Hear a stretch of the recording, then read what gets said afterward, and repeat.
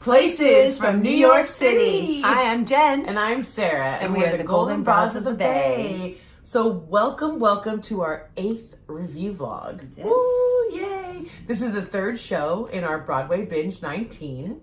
The 2nd show in the day of nostalgia for us. This show bring back a lot of memories for both Jen and I. We're both big fans of the 1990 movie that the show is based on, and the show we saw was Pretty Woman.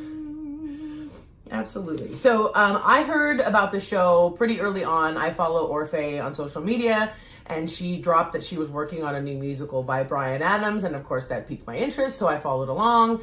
And then, it kept going, and then there was a social media account for the show. And then, Jen and I talked about it. It pretty much seemed like a no-brainer for us to book on the binge, right? Yeah. Both of us, being big fans of the movie,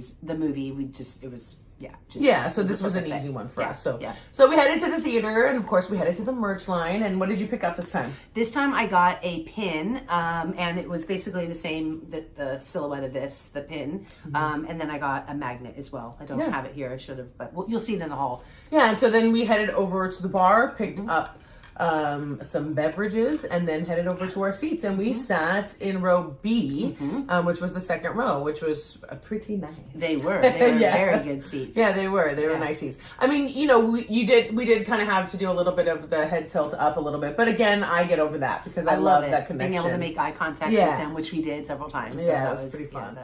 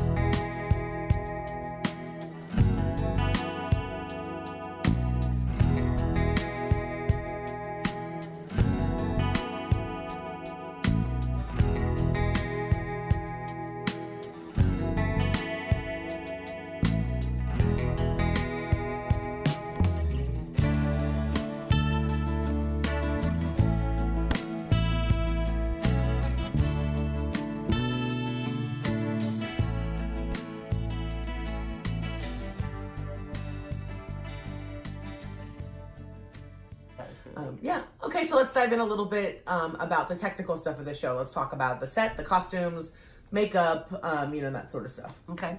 The set, I was expecting more. It was supposed to be Beverly Hills. I was expecting more. So I thought it lacked in the set. Yeah. I thought some of the transitions of the sets were great. But the set itself, it was less to be. Yeah, I agree with you. And you mentioned something about specifically the shopping scene. Yeah. It seemed sort of like it was kind of underdone. Yeah, I was really looking forward to her doing like dress changes and not seeing any of that. Just kind of I was kind of bummed about so the that. set, maybe left a little bit to be desired for us. Right. Yeah, I agree with you on that. Costumes, costumes I liked. They very kept it much to the time. And it was fun. They had, it's a show for everyone. There's a lot of scantily clad girls and boys, and and it's very much to the time. Yes, and they fitted Andy Carl Oh, his suits were, he was dressed to kill, definitely, the entire show. And we were sitting in the second row. Yes. So we saw. Who's your tailor? Who dresses you? Not who's your daddy, it's who's your tailor. Who's your tailor? So definitely the technical stuff, so that and lights and sound were fine. I didn't had no issues with them at all. And so that was sort of the technical stuff. So let's dive into standout performances. Who were some of your faves? Well, you're a huge fan of Orfeh, as well as I am too. I actually saw her on Broadway back when she was in my very first Broadway show, which was Saturday Night Fever. To see her every time she came on stage, she such a joy. Demanded and commanded the stage. Her voice, she's a powerhouse. She's a broad. So in my heart, I kind of feel it. Like, she kind of gave us a little love. She did. She gave us some love in the curtain call.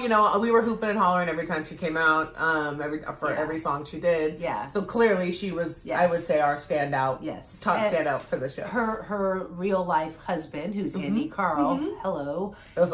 Way to go, girl. Yes. Way to go. He was great too. I loved him. I thought he was so strong and just and I believed the transition. Like, the thing about the movie, it's very much kind of fairy tale-esque, right? And so, but I bought his transition, his change. I bought Edward's, evolution in the show. And so my hats off to Andy Carl on that one. Yes, and let's not leave out Samantha Barks, who played Vivian. She's beautiful. Her voice, and to step into that role, that iconic role. Julia Roberts, that was sort of her, foray into, stardom, I guess, so that she was beautiful. Yeah, absolutely. And then Eric Anderson, he sort of stole the show. And we saw him in Waitress, and I feel like he was undervalued, underused in Waitress because behind that counter. Did not know he could dance like that. So but yes, he can move. That guy. He played Happy Man. Smile from and Mr. Thompson. Yes. He was fantastic. And you may know him from The Greatest Showman. Yes. Yeah, so he was O'Malley. Mr. O'Malley from The Greatest Showman. He was fantastic. Yeah. And then another one was the bellboy, he played a myriad of parts in the show, but specifically the bellboy was played by Tommy Bracco, and he was fantastic. And he stole a lot of the show too. Yes. Got a lot of laughs and really great. He was just adorable and such a powerful dancer. Yeah. So you and I, we talked. We usually do standout performances and standout moments. So for this show particularly, you and I both said it was a very, very fun show. We enjoyed ourselves. But for us, there really wasn't anything that sort of stood out that we were like, this was a standout moment for us.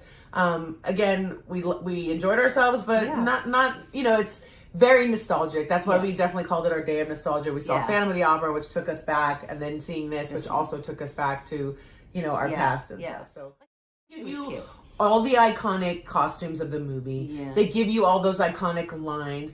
A couple things I did miss, being Bay Area girls.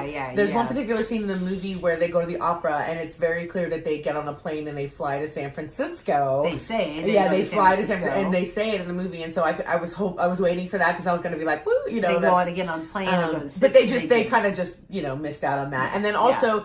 I missed the Roy Orbison song. Even if they just sort of had the bass line of it and something or whatever, it would have been kind of nice to have heard that. As well as Prince. She didn't sing in the... that's right. She did not do Prince's song. Kiss song. So that was kind of... I was expecting her to come out, which she did come out in a bubble bath. Yeah. And had the yellow headphones, the Walkman on. But did not have the Prince song. Yeah. But again, it was a great... nostalgic show. Such a fun show to see. Such a fun show.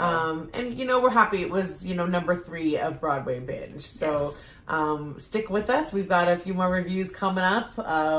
Make sure you like, subscribe, and comment below if you've seen Pretty Woman, and maybe give us a favorite line that you like from the show.